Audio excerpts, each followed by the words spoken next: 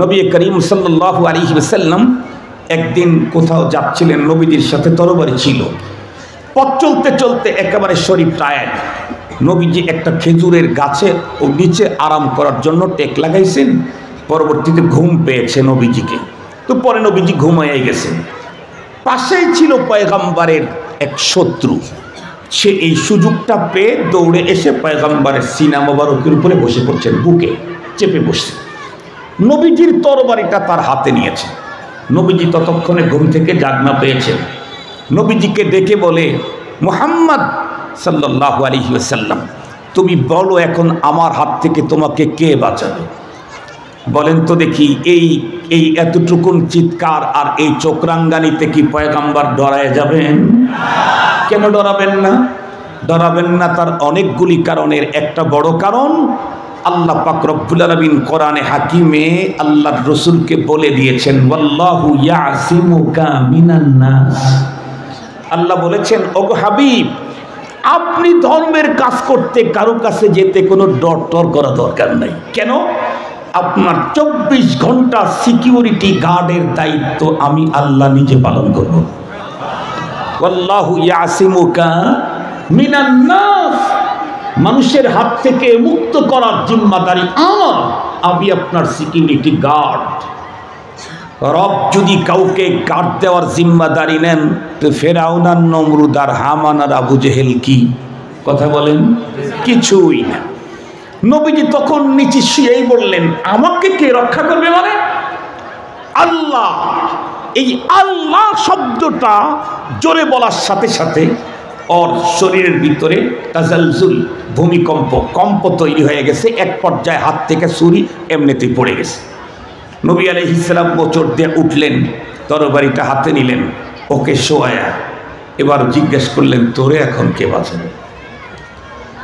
তো যে কথা বলতেছিলাম, আল্লাহ শব্দর জোরে উচ্চারণ যাদের অন্তরে ভীতির তৈরি করে, তাদের সব লেভেল ঠিক থাকলেও ইমানের কোনো লেভেল নাই।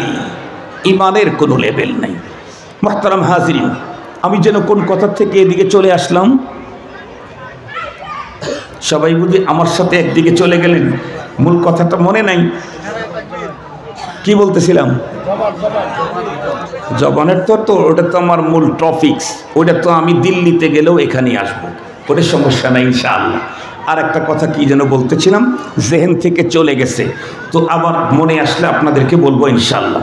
তো বলতেছিলাম, জবান একটা তো হলো মিজানের পালায় ওজন বেশি হবে, বলতেছিলাম মনে এসে গেছে জনপ্রিয় স্লোগান। সেই জনপ্রিয় স্লোগান যেই দিত, প্রশাসন তাদেরকে শেল্টার দিত।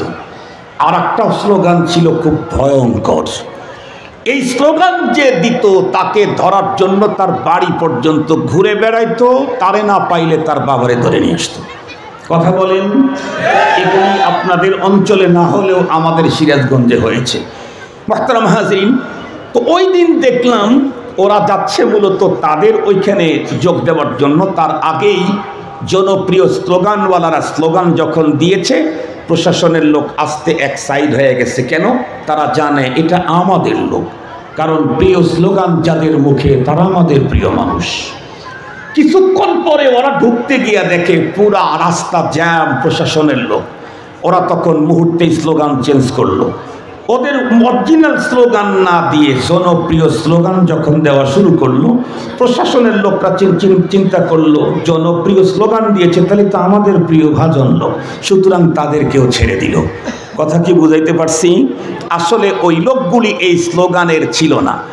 স্লোগান যদি প্রিয় হয়, এই স্লোগান যার মুখ থেকে উচ্চারিত হয় তারাও, কথা বলেন না কেন, প্রিয় হয়। আল্লাহ পাকের রসুল বলেন, দুইটা কালিমা আল্লাহর কাছে বড় প্রিয়। তার মানে এই কালিমা যারা উচ্চারণ করবে তারা আল্লাহর কাছে বড় প্রিয়। কালিমা দুইটা উচ্চারণ করা বড় সহজ, তবে মিজানের পালায় উঠায় দিলে সবচাইতে বেশি ওজন হবে এই কালিমার। আমার তো মিজানের পালাকে ওজনই করা দরকার। কথা বলেন না কেন? মিজানের পালাকে আমার ওজনই করা দরকার। যত নফল ইবাদত দিয়ে আপনি মিজানের পালাকে ওজনই করবেন। ফরজ ইবাদত দিয়া যদি বলি তাতেও ভুল হবে না। কেন? এখানে ফরজ ওয়াজিবের কোনো কায়েদ লাগানো হয় নাই, বরং স্পষ্ট মাতলব বলা হয়েছে। কালিমাতান, দুইটা কালিমা আল্লাহর কাছে বড় প্রিয়, উচ্চারণ করা বড় সহজ, কিন্তু মিজানের পালায় তুলে দিলে সবচাইতে বেশি ওজনই হবে সেই কালিমা দুইটা, সুবহানাল্লাহি ওয়া বিহামদিহি সুবহানাল্লাহিল আযীম। আমি জিজ্ঞেস করতে চাই, এত বড় ওজনই আমল, এটা হাত দিয়া না মাথা দিয়া, পেট দিয়া না পিঠ দিয়া? কথা বলেন, কথা বলেন। তাহলে জবান দিয়ে, জবান এমনিই তো বড় নেয়ামত, তারপরে আবার তার দ্বারায় অর্জিত ইবাদতগুলি কত দামি। শুধু তাই না, আল্লাহ পাকের রসুল আরো বলেন, আফজালুদ যিকরি লা ইলাহা ইল্লাল্লাহ। যত জিকির আছে পৃথিবীতে, এর মধ্যে সর্বশ্রেষ্ঠ জিকির হলো লা ইলাহা ইল্লাল্লাহ। বলুন তো দেখি, এই জিকির মানুষ হাত দিয়া করে না জবান দিয়া করে? লা ইলাহা ইল্লাল্লাহ এটা জবানি আমল। এ কারণে মনে রাখতে হবে, জবান আল্লাহর দেওয়া অনেক বড় নেয়ামত। সাথে সাথে কথাও মনে রাখতে হবে, যেই জিনিস যত বেশি দামি হয়, এটা যদি নষ্ট হয় তত বেশি খারাপ হয়। যেই জিনিস যত বেশি দামি, এ যদি নষ্ট হয় তত বেশি খারাপ। এজন্য খবরদার, এই জবান যেই কাজে রব ব্যবহার করতে বলেছেন সেই কাজে ব্যবহার করতে হবে। অন্য জায়গায় যদি ব্যবহৃত হয় তাহলে তার জন্য অবস্থা কত ভয়ঙ্কর হয়। এই সবক আমার কাছ থেকে না নিয়ে হাসিনার কাছ থেকে নিলে খুব ভালো হবে। পতিত সরকার প্রধান হাসিনারে যদি জিজ্ঞাসা করেন, ম্যাডাম কথার পাওয়ার কেমন, তাহলে উনি বলবে, বাবা কথার পাওয়ার যে এমনটা আমি জীবনেও ভাবি নাই। 15 বছর পর্যন্ত কত দুর্ঘটনা ঘটাইলাম, পিলখানার দুর্ঘটনা, হেফাজতের শাপলা চত্বরের দুর্ঘটনা, বাংলাদেশের একজন নন্দিত মুফাসসিরের রায় প্রদান করা উপলক্ষ করে কত দুর্ঘটনা, এরপরে মোদিকে এদেশের আগমন উপলক্ষে দুর্ঘটনা, এরপরে ভাস্কর্যের নামে মূর্তি স্থাপনের সময় দুর্ঘটনা, এরপরে এদেশের লক্ষ কোটি মিলিয়ন ডলার বিদেশে পাচার করার দুর্ঘটনা, এরপরে গুম, খুন, সন্ত্রাসী কার্যকলাপ, কত কিছু। কিছুই হলো না, বরং দিন দিন তার দাপট বাড়তেই ছিল। তারা তো বলতেই ছিল, একবার বলল 21 সাল, তারপরে 40, তারপরে 45, এরপরে 50 সাল। কথাবার্তার ভাবে মনে হইতো মালিকের সাথে কন্ট্রাক্ট করা আছে, 50 সালের আগে কোনো আজদাইল আসতে পারবে না। কথাবার্তার ভাবে এরকম মনে হইতো, খুব ভালো করে বুঝবেন। এরপরে কি আমরাও খানিকটা ওই রকমই ভেবেছিলাম। অনেকেই বলতো, হুজুর উনি বেঁচে থাকতে আর স্বপ্ন দেখা যায় না। মুহতারাম হাজিরিন, কিন্তু কি হলো, কি হলো? এত বড় বড় দুর্ঘটনায় কিছুই হলো না। শুধুই ছেলেরা যখন বৈষম্য বিরোধী আন্দোলনে, এই কোঠা সংস্কার আন্দোলনে, কোঠা বিরোধী আন্দোলনের যখন ডাক দিল, একটা পর্যায়ে মুখ ফসকে একটা শব্দ বের হয়ে গেল, অমকের ছেলেদেরকে চাকরি দেব নাকি অমকের বাচ্চাদেরকে দেব। এক শব্দে কি হলো, 50 সাল পর্যন্ত সমস্ত স্বপ্ন এমন তছনছ হলো, 50 মিনিটও সময় পায় নাই। রান্না করেছিল কয় আইটেমের, সেগুলি রান্না করে কে আর খায় কে? আমি খাওয়ার দৃশ্যগুলি দেখে একটু ভয় পাচ্ছিলাম যে ছেলেপেলেরা যে খাচ্ছে, না জানি যাওয়ার সময় যদি কিছু দিয়ে যায় থাকে। পরে বুঝলাম যে দেওয়ার টাইমটাও পায় নাই। খাবারের ভিতরে যে কিছু দিয়ে যাবে এই টাইমটাও পায় নাই। তবে মনে রাখতে হবে, পতিত সরকার, স্বৈরাচার, ফ্যাসিস্টদের এই সমস্ত দুঃখ দুর্দশার ঘটনাগুলি বলে শুধু স্লোগান, শুধু আওয়াজ করলে হবে না। এখান থেকে আমাদেরকে সবক নিতে হবে। তার মতো পাওয়ারফুল একজন নারী, যার বাবা বাংলাদেশের স্বাধীনতার স্থপতি, এত লম্বা টাইম পর্যন্ত যার নেতৃত্ব কর্তৃত্ব, একেবারে প্রধান বিচারপতি থেকে শুরু করে সুইপার পর্যন্ত তার নিয়োগ দেওয়া, কোনো জায়গায় তার বিরুদ্ধে কথা বলার কোনো মানুষই ছিল না।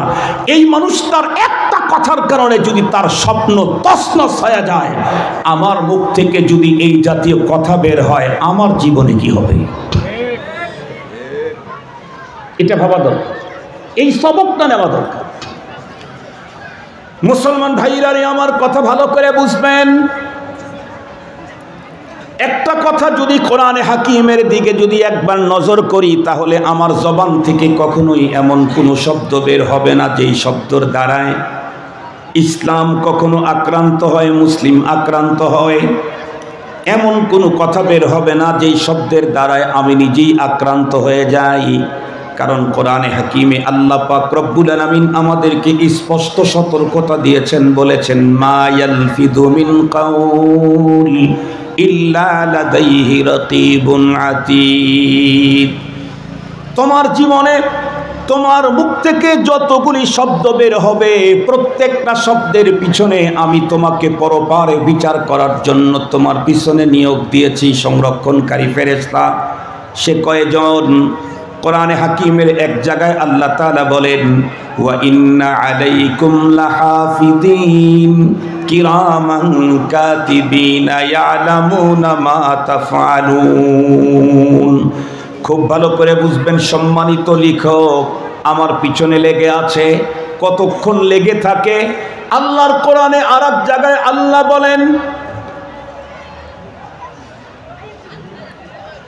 আনিসিমা আমিল ইয়ামিনি ওয়া আনিসিমালি কাঈদ। তোমার ডান দিকে এবং বাম দিকে বসায় রেখেছি আমার ফেরেশতারা। কি করে তারা? তুমি তোমার জবান থেকে যত কথাগুলি বলছো সবগুলি তারা সন্নিবেশিত করে রাখছে। একজন বুজুর্গ বলেন, আমি আমার জীবনের শুরুতে কোনো ব্যথা পেলে উ আ শব্দ করতাম, কিন্তু যখন বিলাল ইবনে হারিস আল মাজানির হাদিসটা যেদিন পড়লাম, যে হাদিসের ভিতরে বর্ণনা করা হয়েছে একজন মানুষ খাচ্ছি, আসলাম, গেলাম, উ আ এই জাতীয় যত শব্দ করে সবগুলাই তার আমল নামার ভিতরে সন্নিবেশিত করা হয়। সেই দিন থেকে ব্যথা পাওয়ার পরেও উ আ শব্দ করা বন্ধ করে দিলাম, কারণ আমি আমার আমল নামার কিতাবটাকে, জীবন ভলিউমটাকে আমি বড় করতে চাই না। খুব ভালো করে বুঝবেন, জীবনে যা বলবো যা করব সবগুলি বন্ধুরা আমার লেখার জন্য রব্বে কারিম ফেরেশতা আমার পিছনে লেগিয়ে রেখেছেন। 24 ঘন্টার একটা সেকেন্ড আমার থেকে দূরে চলে যায় না। আমি দেশের বাইরে যেতে চাইলে আমার জন্য ভিসা লাগে, পাসপোর্ট লাগে, তারপরে আবার বন্ধুরা আমার টিকিট লাগে। কিন্তু রব্বে কারিম আমার সঙ্গে যারে ডিউটিতে লাগায় রাখছেন, আমি পৃথিবীর যেখানে যাব সেখানেই সে আমার সঙ্গে থাকবে। থাকার পরে কি লিখবে? আল্লাহু আকবার। যা বলবো যা করব সবগুলি লিখবে। সঙ্গত কারণেই এমন কোনো কথা আমি এর জীবনে বলা যাবে না যেই কথার দ্বারায় আমি দুনিয়াতে অসম্মানিত হই অথবা আল্লাহর আদালতে আমাকে আসামির কাঠগড়ায় দাঁড় হতে হয়। কোরআন শরীফ দেখেন, খুলে দেখেন, মানুষের জীবনের ছোট কাম বড় কাম, ছোট কথা বড় কথা সবগুলাই লেখা থাকবে। আল্লাহর কোরআনে আল্লাহ বলেন ওয়ায়াকুলুনা ইয়া ওয়াইলাতানা মা লিহাদাল কিতাব লা ইউগাদিরু সাগীরাতান ওয়ালা কাবীরাতান ইল্লা আহসাহা ওয়া উযিআল কিতাব ফাতারাল মুজরিমিনা মুশফিকিনা মিম্মা ফি। যখন তাদের সামনে আমলনামা পেশ করা হবে, আমলনামা দেখার পরে তখন তারা দেখে বলবে, হায় আল্লাহ, এ আবার কেমন কিতাব! জীবনের ছোট্ট থেকে ছোট্ট কথা স্বামী স্ত্রী দুইজনে মিলে মস্কারি করে বলেছিলাম, তাও লেখা হয়েছে। বন্ধুকে হাসাবার জন্য কথা বলেছিলাম, তাও না লেখা হয়ে গেছে। একা একা পথ চলতে নিজে নিজেই বলতেছিলাম, সেই কথাগুলাও লেখা হয়ে গেছে, একটাও তো ছাড়ে নাই। যখন নিজের হাতের ভিতরে বন্ধুরা আমার কথাগুলি দেখতে থাকবে, শুধু কি তাই, কেমনে তাকে সে দেখবে, কিভাবে তাকে দেওয়া হবে। কোরআনে হাকিমের আরেক জায়গায় আল্লাহ তাআলা বলেন, ওয়া কুল্লা ইনসানিন আলজামনাহু তাইরাহু ফি উনুকিহি ওয়া নুখরিজু লাহু ইয়াউমাল কিয়ামাতি কিতাবান ইয়ালকাহু মানশুরা। আমার ডান দিকে একজন, বাম দিকে একজন ফেরেশতা বসানো আছে।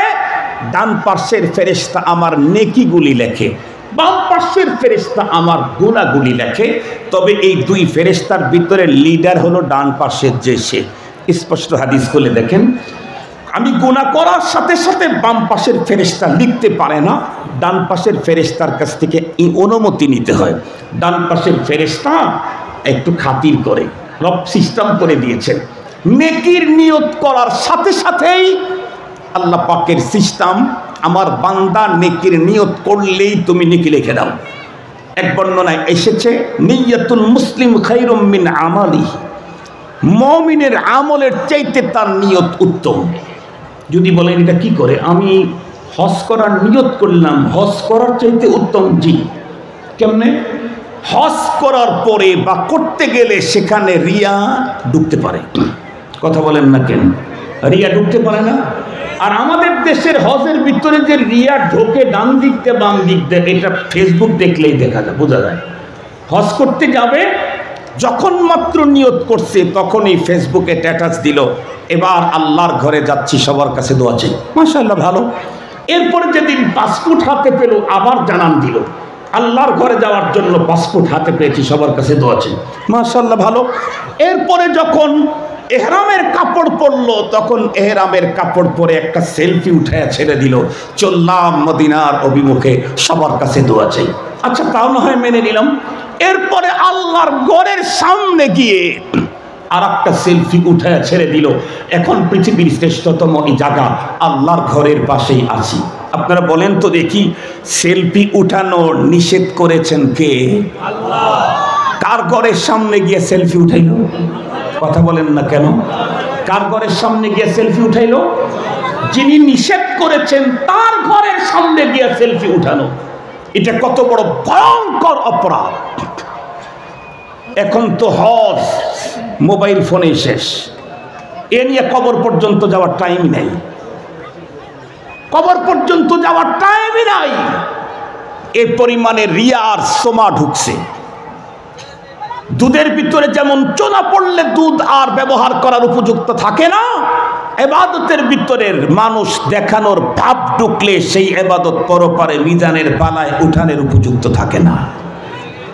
মনে থাকবে তো মুহতারাম হাজিরিন? কিন্তু নিয়ত যখন করেছেন, নিয়ত সেটা হলো হিয়া ইরাদাতুল কলব, অন্তরের ইচ্ছা, এটা ফ্রেশ থাকে। নিয়ত যেটা হয় সেটা অন্তরের ইচ্ছা, এটা দেখানো যায় না। এই জন্য কোনো মানুষ যখন নেক কাজের নিয়ত করে তখন তাকে নেকি দেওয়া হয়। এরপরে যখন নেক কাজ করার জন্য যখন প্রিপারেশন নিতে থাকে তখন আবার নেকি দেওয়া হয়। এরপরে যখন নেকির কাজটা যখন করে ফেললো তখন আবার নেকি দেওয়া হয়। সুবহানাল্লাহ বলবেন কি একটু? কিন্তু গুনার কাজে এরকম না। গুনার কাজে যখন কেউ নিয়ত করে, বাম পাশের ফেরেশতা ডান পাশের ফেরেশতারা জিজ্ঞেস করে, ভাইজান কি করবো? কি হয়েছে? ওই তো জেবেল লেগে চাইছে, এক জায়গায় যাইতে চাইছে, বলে গেছে না তো, যায় নাই, তাহলে একটু অফ রাখো। পরবর্তীতে যাওয়ার জন্য প্ল্যান প্রোগ্রাম করে রওনা শুরু করছে। ফেরেশতা জিজ্ঞেস করে, ভাইজান এখন কি করবো? ভাই এখনো কি কাজটা করেছে না করে নাই? তাহলে একটু ওয়েটিংয়ে থাকো, অপেক্ষা করো, দেখা যাক কি হয়। এরপরে যখন কাজটা করেই ফেলেছে তখন জিজ্ঞেস করে, এখন কি করব? তবু ডান পাশের ফেরেশতা বলে, একটু অপেক্ষা করো, দেখো তো তওবা করে নাকি। আল্লাহু আকবার বলেন।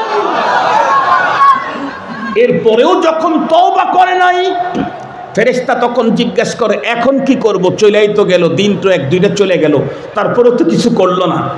ডান দিকের ফেরেশতা বলে, একটা অপরাধ করছে, একটা নেকি গুনাহ লেখো। কিন্তু উনি নিজে একটা ভালো কাজ করছে, 10টা নেকি লিখে দিয়েছে, অথবা 70টা নেকি লিখে দিয়েছে, অথবা 700 নেকি লিখে দিয়েছে, অথবা 7 কোটি লিখে দিয়েছে, অথবা লিখে দিয়েছে হিসাব ছাড়া মালিকের কাছ থেকে নিবে, মালিক দিবে আর ও নিবে। আল্লাহু আকবার বলেন।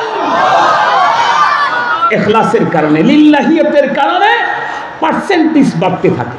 লিল্লাহিয়তের কারণে মালিক দিবে আর ও নিবে। আমরা জানি না কি পরিমাণে।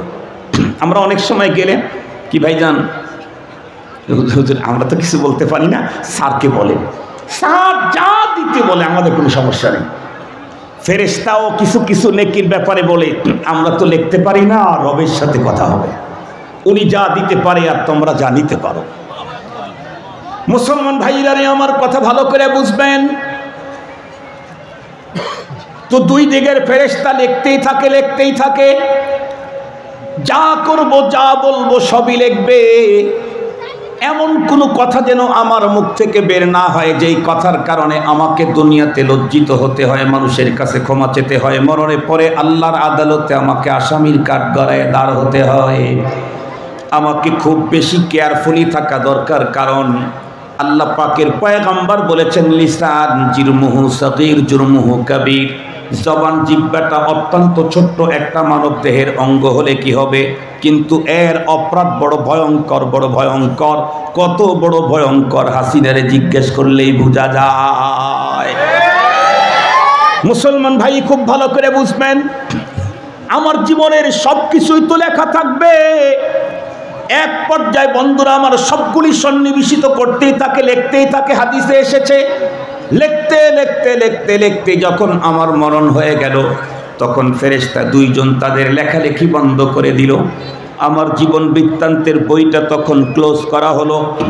এরপরে বন্ধুরা আমার পরপারে যখন আমাকে উঠানো হবে আল্লাহর আদালতে, তখন ওই আমার জীবন বৃত্তান্ত বইটা তখন আমার গলার ভিতরে ঝুলায় দেওয়া হবে।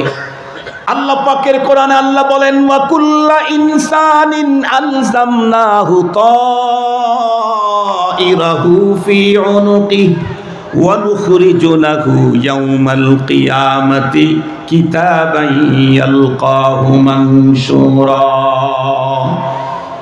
যখন এই কিতাব তার সামনে দেওয়া হবে, গলার সঙ্গে ঝুলায় দেওয়া হবে, এরপরে তাকে বলা হবে, ইকরা কিতাবাক, তুমি তোমার জীবন বৃত্তান্ত তুমি পড়ো। কাফা বিনাফসিকাল ইয়াউমা আলাইকা হাসিবা, তোমার বিচারের জন্য নতুন কোনো বিচারকের নিয়োগের দরকার নাই, তুমি পড়ো, তোমার বিচার তুমি করো। লোকটি যখন তার আমলনামা তার সামনে যখন খোলা পাবে, লোকটা তখন আফসোস করে, যখন তার কথা অনেক বেশি মন্দ ছিল, কাজগুলি যখন তার মন্দ ছিল, ভালো কাজ সে করতে পারে নাই, এ জাতীয় লোকগুলি তখন বলবে, ইয়া লাইতানা লাউ লাম উতা কিতাবিয়া, হায় আফসোস, আজকে যদি আমাদেরকে এই জাতীয় কিতাব না দেওয়া হতো তাহলেই তো আমাদের জন্য ভালো ছিল। কিন্তু বন্ধুরা আমার, সেই দিন তো আর এই আফসোস করে কোনো লাভ হবে না, অবস্থা হবে অত্যন্ত ভয়ঙ্কর, অত্যন্ত ভয়ানক। এই জন্যে দুনিয়াতে যতক্ষণ পর্যন্ত আল্লাহ পাক রব্বুল আলামিন আমাকে আপনাকে বেঁচে রেখেছেন, আল্লাহ পাকের দেওয়া এত বড় মহান নেয়ামত, যেটা দিয়ে আমি শ্রেষ্ঠ ইবাদত করতে পারি, যেইটা দিয়ে আমি শ্রেষ্ঠ জিকির করতে পারি, যেইটা দিয়ে সবচেয়ে বড় ওজনী আমল করতে পারি, আমি বন্ধুরা আমার কথা বলার আগে চিন্তা করতে হবে আমার কথাটা কোন পালায় উঠানো হবে। নেকির পালায় যদি হয় বেশি থেকে বেশি বলো, আর যদি এটা বদের পালায় চলে যায়, খবরদার তার কাছেই তুমি যেও না, আমি তার কাছে যাব না। যদি কথা বলতে ইচ্ছে করে তাহলে বলি আমি লা ইলাহা ইল্লাল্লাহ, যদি বেশি কথা বলতে ইচ্ছে করে তাহলে বলবো সুবহানাল্লাহি ওয়া বিহামদিহি সুবহানাল্লাহিল আযীম। যদি আমাকে অনেক বেশি কথা বলতে ইচ্ছে করে তাহলে আল্লাহর কালাম পড়া শুরু করে দিলেই তো হয়। ও মুসলমান, যেহেতু আমি ঘরের ভিতরে বসে বসে সব কাজ করার সাথে সাথে উন্নত জিকির করার অপশন আল্লাহ আমাকে দিয়েছেন, আমি কাটার মাস্টার, হাত দিয়ে কাজ করতেছি, জবানে লা ইলাহা ইল্লাল্লাহ বলি, আমি বন্ধুরা আমার দর্জি, পা দিয়া কাজ করতেছি, হাত দিয়া কাজ করতেছি, লা ইলাহা ইল্লাল্লাহ বলি। আমি এখন ড্রাইভার বন্ধুরা, আমার গাড়ি চালাইতেছি, আমার সিনার ভিতরে আল্লাহ পাকের কোরআন আছে, আমি হাফেজে কোরআন, গাড়ি চালাবো আর আল্লাহর কোরআন তেলাওয়াত করতে থাকবো। উন্নত মানের জিকির হচ্ছে, উন্নত মানের ইবাদত হচ্ছে। আমল নামায় প্রতিটি অক্ষরে বন্ধুরা আমার কমপক্ষের 10টি করে নেকি হচ্ছে। রব্বুল আলামিনের সঙ্গে আমার সম্পর্ক দৃঢ় হচ্ছে। আমার অন্তরে গুনাহের কারণে যেই দাগগুলি আল্লাহ পাক লাগায় দিয়েছিলেন, সেই দাগগুলি কোরআনে পাকের তেলাওয়াতের কারণে নিটেন ক্লিন, স্বচ্ছ, ফ্রেশ হয়ে যাচ্ছে। মুসলমান ভাইরা আমার খুব ভালো করে বুঝবেন, আমাদের অনেক বুজুর্গ তো এমনও আছে, যেই বুজুর্গ বন্ধুরা আমার কখনো কথাই বলতে চান না। আপনি যদি 10টা বলেন, 10টা শোনার পরে উনি ছোট্ট করে একটা উত্তর দেন কেন? ওই যে অন্তরের ভিতরে ভয়, না জানি আমার কথা আমাকে পরপারে আল্লাহর আদালতে আসামির কাঠগড়ায় দাঁড় করাইয়া দেয়। কিন্তু এখন আমাদের ভিতরে কথা বেশি বলার প্রবণতা। প্রত্যেকটি মানুষ শুনতে চায় কম, বলতে চায় বেশি। ঠিক বললাম না বেঠি? আমাদের এক বুজুর্গ বললেন, আচ্ছা বলো তো বাবা, আল্লাহ চোখ কয়টা দিয়েছেন দেখার জন্য? 2টা। একটা দিলে দেখা যেত না? দেখা যেত। কান শোনার জন্য কয়টা দিয়েছেন? 2টা। একটা দিলে শোনা যেত না? শোনা যেত। আমার এক কান ওয়াক, আমার বাম কান ওয়াক, ডান কান দিয়ে শুধু শুনি। এভাবে যদি শুয়ে পড়ি, আমাকে 1000 ডাকলে আর শুনতে পাই না।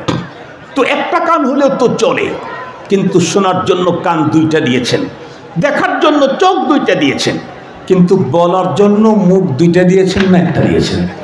আর একটু জোরে বলেন কেন? দেখো, বলার জন্য তো 2টা মুখ দিতে পারতেন।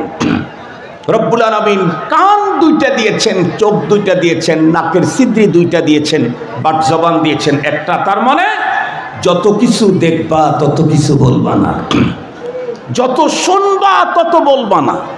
শোনো বেশি, শোনার জন্য 2টা দিলাম, দেখো বেশি, দেখার জন্য 2টা দিলাম, কিন্তু বলার জন্য একটা দিলাম।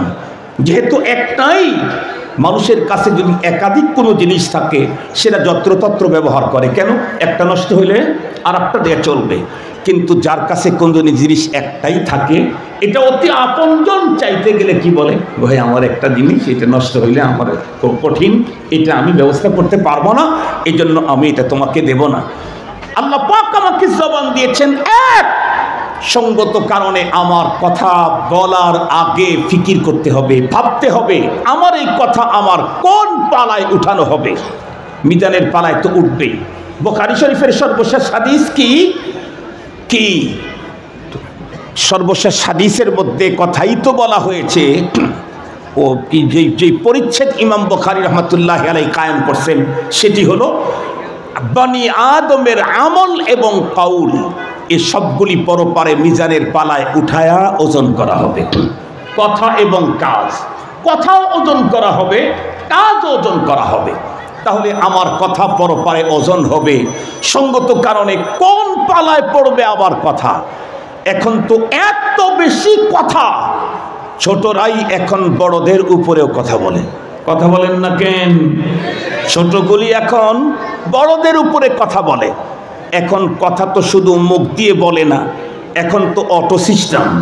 এই যে মোবাইলে কথা বললে এখানে লেখা হয়ে যায়, লিখতেও তো লেখা হয়, মুখ দিয়ে বললেও লেখা হয়। এই কারণে এই ফেসবুক আসার কারণে আরো অবস্থা খুব জটিল হয়ে গেছে। ছোট্ট ছোট্ট গুলি বড়দের বিরুদ্ধে কথা বলতেছে, এত ছোট যে মৃত্যু পর্যন্ত চেষ্টা করে যার বিরুদ্ধে কথা বলতেছে, কলম লিখতেছে, ওই পর্যন্ত তার পা পর্যন্তই বুঝতে পারবে না, এত ছোট সে। টোটাল লাইফে যেই বড়র বিরুদ্ধে কথা বলতেছে ওই বড়র পা পর্যন্ত বুঝতে পারবে না, অথচ তারা এত বড়র বিরুদ্ধে কথা বলতেছে। মুহতারাম হাজরিন, এটা অত্যন্ত ভয়ঙ্কর। এটা আমাদের প্রত্যেকের এহকাল এবং পরকালের জীবনের পদস্খলনের জন্য অত্যন্ত অত্যন্ত অত্যন্ত সিরিয়াস বিষয়। এই জন্য আমাদের প্রত্যেককে খুব বেশি কেয়ারফুল থাকতে হবে। বিশেষ করে আমার কথা কখনোই যেন আমাকে দুনিয়াতে অসম্মানী না করে।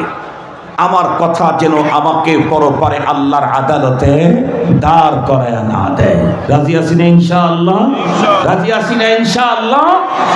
যদি কথা বলতেই ইচ্ছে করে তাহলে ওই কথা বলবো যেই কথায় মিজানের পালায় সবচেয়ে বেশি ওজন হয়।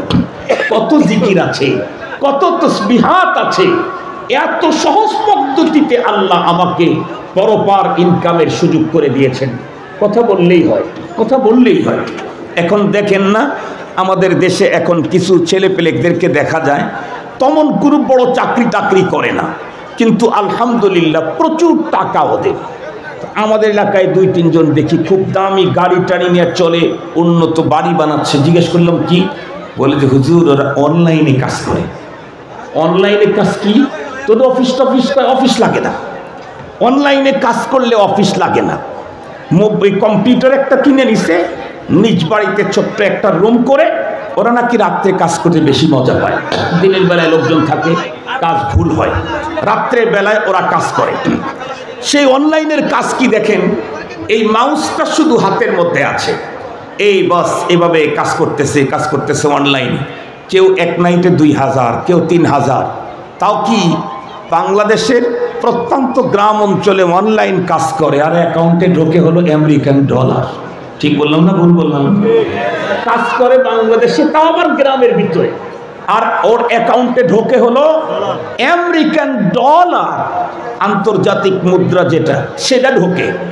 মানুষের তৈরি করা অনলাইন, শুধু হাতটা মাউসটা একটু ঘুরাইতেছে আর চোখ দিয়ে দেখতেছে, কাজ করতেছে। অটো পদ্ধতিতে যদি আমেরিকান ডলার ঢোকে, রব্বে করিম আমাকে আর একটা মাউস দিয়ে দিয়েছেন। সুবহানাল্লাহ বলবেন না? যে এই জবান দিয়ে শুধু পড়তে থাকবো আলহামদুলিল্লাহি রাব্বিল আলামিন আর রহমানির রহিম মালিকি ইয়াউমিদ্দিন। গাড়ির ভিতরে বসে বসে পড়তেছি, আমার আমল নামার ভিতরে ইন্টারন্যাশনাল মুদ্রার নেকি ঢুকতেছে। সুবহানাল্লাহ বলেন। ওর অ্যাকাউন্টের ভিতরে ডলার ঢোকে, আল্লাহর কোরআন তেলাওয়াতের দ্বারা ইমানদারের অ্যাকাউন্টে নেকি ঢোকে। উন্নত জিকির আফজালুজ জিকির লা ইলাহা ইল্লাল্লাহর দ্বারায় বন্ধুরা আমার ইমানদারের অ্যাকাউন্টে নেকি ঢোকে। এরপরে সুবহানাল্লাহি ওয়া বিহামদিহি সুবহানাল্লাহিল আযীম, এই কথাগুলি যারা বন্ধুরা আমার নেকি ঢোকে। শুধু কি তাই না, কোনো একজন মানুষকে সালাম দিয়েছি, সে আমার সালামের উত্তর দিয়েছেন, সঙ্গে মুস্কি হাসি দিয়েছি। কোনো একজন মানুষকে সুন্দর 2টা কথা বলেছি। আল্লাহ পাকের রসুল বলেন, লক্ষ লক্ষ টাকা দান করলে যেমন আমল নামায় নেকি হয়, সুন্দর কথা এটা উন্নত মানের সদকা আল্লাহর নিকটে। সুবহানাল্লাহ বলেন। তাহলে জবান কত বড় দামি, কত নেকি অর্জন করার এক মহান বস্তু রব আমাদেরকে দিয়েছেন ফ্রি, কোনো রকমের মেহনত ছাড়া, কোনো রকমের পয়সা ব্যয় করা ছাড়া রব আমাদেরকে ফ্রি দিয়েছেন দেখেই ঝামেলা হয়েছে। মালে মুফত দিলে বেরহম। কোরআন শরীফের একটা আয়াত আছে, ইয়া আইয়ুহাল ইনসান মা গাররাকা বিরাব্বিকাল কারীম। হে মানুষ, কে তোমাকে রব্বে কারীমের থেকে তোমাকে ধোঁকা দেশ দূরে সরায় রাখলো? কে? এত বড় দয়ার সাগর আল্লাহ, তার থেকে কে তোমাকে দূরে সরাইলো? ওমর রাদিয়াল্লাহু তাআলা আনহু এটার উত্তরে বলছেন, আয় আল্লাহ, তোমার দয়াই এ কাম করছে। কি বলছেন? তোমার দয়া, তোমার অধিক দয়াটাই আমাদেরকে তোমার ওখান থেকে দূরে সরায় রাখছে। ওই যে মালে মুফত দিলে বেরহম, ফিরি কিছু পাইলে মানুষ অনেক সময় ফেলে দেয়, দূরু টাকা লাগে নাই যে। আর যদি টাকা দিয়ে কিছু কিনতে হয়, তার পিছনে মানুষ কি পরিমাণে মেহনত করে, একটা মিসাল দিলে আপনারা বুঝবেন। আপনাদের এই অঞ্চলে তো সব ধনী মানুষ, আপনারা হয়তো কম বুঝবেন। আমাদের সিরাজগঞ্জ উত্তরবঙ্গে গরিব মানুষ, ওরা খুব ভালো বুঝে। একেবারে মৌসুমের শুরুতে বাগুনের দাম থাকে খুব আগুন। ঠিক বললাম না? ঠিক বললাম? মৌসুমের শুরুতে বাগুনের দাম কি থাকে? আগুন থাকে। বাগুন, আমি বেগুন বলি না, বেগুন মানে গুণ ছাড়া, ওইটা খেলে পেটে সমস্যা হইতে পারে। বাগুন মানে গুণওয়ালা, এটা খেলে ভিটামিনের কাজ দিবে। এই জন্য আমি বাগুন বলেই খাই, যাতে আমার ঝামেলা না হয়। এই জন্য আমি বাগুন বললাম আর কি।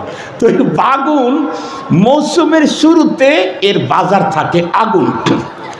200 টাকা কেজি কিনে নিয়ে এসছে। বাসায় নিয়ে আসার পরে বেগম জিজ্ঞেস করছে, বাগুন পেলে কোথায়? বাগুন তো বাজারে আসছে, আরও কয়েকদিন আসছে, 300 টাকা করে ছিল, একটু দাম কমছে এখন। কত? 200। আল্লাহ, এত দাম দিয়ে বাগুনের আর কি প্রয়োজন ছিল? ঠিক আছে, বাগুন কাটতে গেছে, দেখে এক বাগুনের 3 জায়গায় লিক। এক বাগুনের কত জায়গায় লিক? 3 জায়গায় লিক। কিন্তু 3 জায়গায় লিক হলে কি হবে? 200 টাকা দিয়ে কিনে নিয়ে আসছে, এই জন্য বাগুনের সাথে ছাড়াছাড়ি নেই, এদিকে কাটে ওদিকে কাটে, শুধু লিকের জায়গা, পোকার জায়গাটা ফেলে দিয়ে ছোট ছোট টুকরা করে হলেও কাজে লাগায়। পরবর্তীতে যখন ধরা মৌসুমে এই 5 টাকায় 2 কেজি পাওয়া যায়, এখন আর পাওয়া যায় না, আগে 1 টাকায় 5 কেজি পাওয়া যেত। আপনারা বাইরে তো অবশ্যই দেখছেন, আমি নিজেই দেখেছি।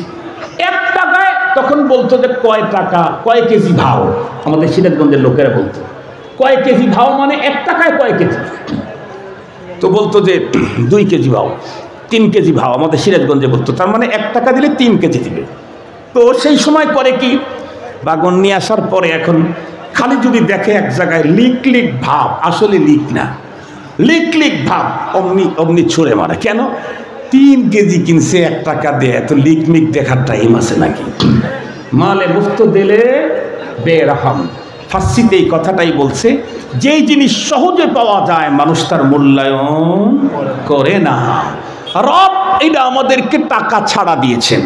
আমি না বুঝি 1 আঙ্গুলের কত দাম, আমি এখন বুঝি, আগে তো বুঝি নাই আঙ্গুলের কত দাম।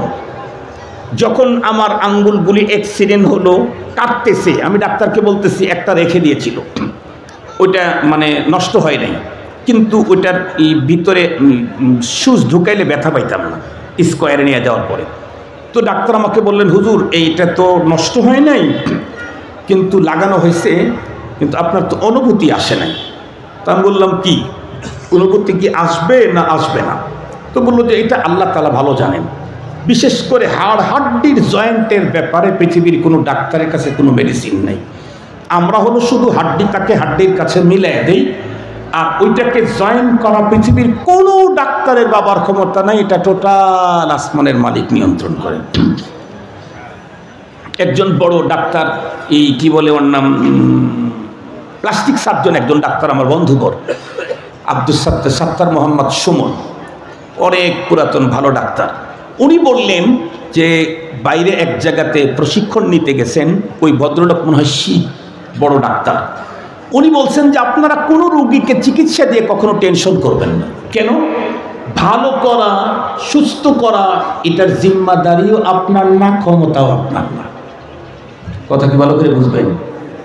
কোনো রোগীকে ভালো করা, সুস্থ করা, এ জিম্মাদারিও আপনার না, ক্ষমতাও আপনার না। আপনার কাজ হলো সুন্দর করে চিকিৎসা দেওয়া, ভালো করা না করা জিম্মাদারিও তার, ক্ষমতাও তার। এই জন্য কোনো টেনশন করবেন না। বিলখুসুস হাড় হাড্ডির ব্যাপারে আমি সব ডাক্তারের কাছ থেকে একই রকমের শুনেছি। তো তখন আমি বললাম, দেন কেটে দেন, যেটা এটার জন্য ভালো হইতেও পারে, নাও হতে পারে, কষ্ট করে লাভটা কি? এখন আমি বুঝতেছি যে একটা আঙ্গুলের কত দাম। আমি ডান পায়ের উপরে দাঁড়িয়ে দীর্ঘক্ষণ থাকতে পারি, কিন্তু বাম পায়ের উপরে দাঁড়িয়ে লুঙ্গিটা পড়তে গেলে পড়ে যায়। কেন? পায়ের ব্যালেন্স, শরীরের ব্যালেন্স ঠিক রাখে হলো আঙ্গুল, আমার তো আঙ্গুলই নেই। 2 নাম্বার, কোনো জুতা পরে আমি যদি পথ চলতে থাকি, শু যদি না হয়, পিছনে যদি বেল না থাকে, আমি পা দিয়ে সামনে যাওয়ার আগে জুতা আমার আগে যাইছে। বুঝেন না এই কথা? আমি পা উঠা সামনে যাব, পাটা সামনে দিব না, আমার আগে জুতা চলে যায়। এই এখন আমি বুঝি যে ছোট্ট ছোট্ট আঙ্গুলগুলির কত দাম। মুহতারাম হাজিরিন, রব আমাকে আপনাকে দিয়েছেন বহুত বড় নেয়ামত, এ দিয়ে গুনাহ কামাই করার জন্য দেন নাই, অপরাধে জড়ার জন্য দেন নাই, ফাহিশা কথা বলার জন্য দেন নাই, ফাহিশা কথা বলার জন্য দেন নাই। আল্লাহ পাকের পয়গম্বরের এক সাহাবী জাবের ইবনে সুলাইম রাদিয়াল্লাহু আনহু নবীজির সাথে তার জীবনের প্রথম সাক্ষাৎকার বয়ান করতে গিয়ে বলেন, আমি নবীজির কাছে ঈমান গ্রহণ করে যখন চলে আসব, নবীজিকে বলেছিলাম, ওগো নবীজি আমাকে কিছু নসিহত করেন। নবীজি আমাকে কয়েকটা নসিহত করেছিলেন, তার ভিতরে একটা হলো লা তাসুব্বান্না আহাদা, জীবনে কোনোদিন তুমি তোমার জবান দিয়ে কাউকে বকা দিবা না, কাউকে বকা দিবা না। মুহতারাম হাজিরিন, খুব ভালো করে বুঝবেন, ওই সাহাবী বর্ণনা করেন, সেই দিনের পর থেকে আমার জীবনে কোনোদিন কোনো ছাগল রেও বকা দেই নাই, কোনো উট দুম্বাকেও বকা দেই নাই, কোনো প্রাণীকেও বকা দেই নাই। মুহতারাম হাজিরিন, রব্বুল আলামিন আমাদেরকে মহান বড় নেয়ামত দিয়েছেন, কুওয়াতে তাকাল্লুম, কথা বলার যোগ্যতা। আর এটা অনেক বড় নেয়ামত, অনেক বড় ইবাদত করার অবসর দিয়েছেন। সঙ্গত কারণে এই জবানকে কখনো বিপথে ব্যবহার করব না, ইনশাআল্লাহ। রাজি আছি ইনশাআল্লাহ। ফাহেসা কথা বলবো না, রাজি আছি ইনশাআল্লাহ। বকা কাউকে দেব না, রাজি আছি ইনশাআল্লাহ। অশ্লীল কোনো ভাষা আমার মুখ থেকে কখনোই উচ্চারিত হতে দেব না, রাজি আছি ইনশাআল্লাহ। আমার জবান, আমার শব্দ যেন আমাকে পরপারে আল্লাহর আদালতে আসামির কাঠগড়ায় দাঁড় করিয়ে না দেয়, এজন্য সজাগ দৃষ্টি রাখবো। আল্লাহ পাক আমাদের সকলকে তৌফিক দান করুক। বুখারী শরীফের হাদিস, রাসূল করিম সাল্লাল্লাহু আলাইহি ওয়াসাল্লাম বলেন, মান ইয়াদমানলি মা বাইনা লাহইহি ওয়া মা বাইনা রিজলাইহি আদমান লাহুল জান্নাহ। তোমাদের ভিতরে কেউ যদি তোমার দেহের দুইটা অঙ্গের জামানত আমাকে দিতে পারো, আমি রাসূল তোমাকে জান্নাতে নেওয়ার জামিন হয়ে যাব। সুবহানাল্লাহ বলবেন কি? আমার দেহের দুইটা অঙ্গকে কন্ট্রোল করার জামানত আমি নিলে আমার রাসূল আমাকে জান্নাতে নিয়ে যাওয়ার জামিন হবেন। কত বড় অফার, কত বড় সুযোগ! সেই দুইটা অঙ্গের একটা হলো মা বাইনা লাহিয়াই, জবান কন্ট্রোল। 2 নাম্বার হলো মা বাইনা রিজলাই, 2 পায়ের মাঝখানে লজ্জাস্থানকে কন্ট্রোল। এই দুইটা জিনিস যদি কন্ট্রোল করতে পারি, আল্লাহ রাসূল বলেছেন আমি তোমাকে জান্নাতে নিয়ে যাওয়ার জামিন হয়ে যাব। আমরা প্রত্যেকেই আমাদের জবানকে অবশ্যই কন্ট্রোল করব, লজ্জাস্থানকেও কন্ট্রোল করব। আল্লাহ পাক আমাদের সকলকে সমস্ত আলোচিত উলামায়ে কেরামের দিক নির্দেশনামূলক যত কথা হয়েছে সবগুলাকে সঠিক পদ্ধতিতে আমলের তৌফিক দান করুক। জোরে বলেন না আমিন। ওয়া আখিরু দাওয়ানা আনিল হামদুলিল্লাহি রাব্বিল আলামিন।